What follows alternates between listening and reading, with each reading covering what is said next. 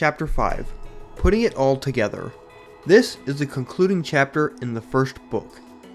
It summarizes what someone should do to come up with a tax plan and when to come up with one. An investor should be proactive at tax planning before purchasing or selling a property or before making investments. There are also life events that can affect you, like when you change jobs, when there's a death in your family, getting married, or having kids. The thing to remember is to do this before any of those events. The steps for tax planning are as follows. Number 1.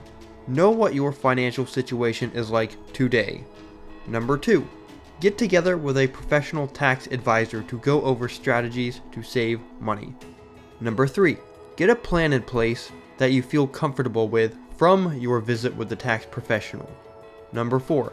Implement your plan as soon as possible. Number 5. Renew and review your strategies as life happens, such as when you make a new investing decision. As a side note, if you have no investments, then tax planning is not needed and you shouldn't spend a lot of money on accounting and tax help.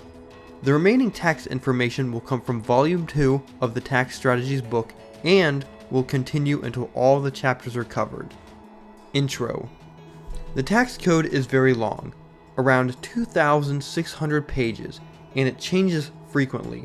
This can be overwhelming, but doing these 5 things can help you crack the code and put you in a better spot than most. Number 1.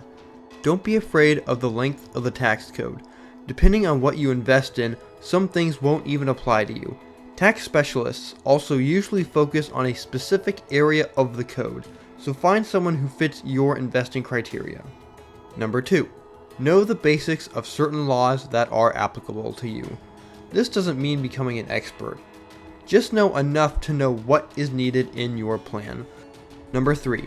Know when to ask questions to your tax advisor to ensure that the most up-to-date solutions are being implemented. Number 4.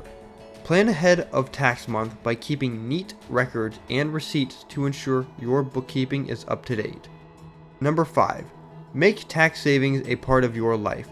Always have in the back of your mind the question of, could this be used as a tax write-off? And how could I make this a tax write-off?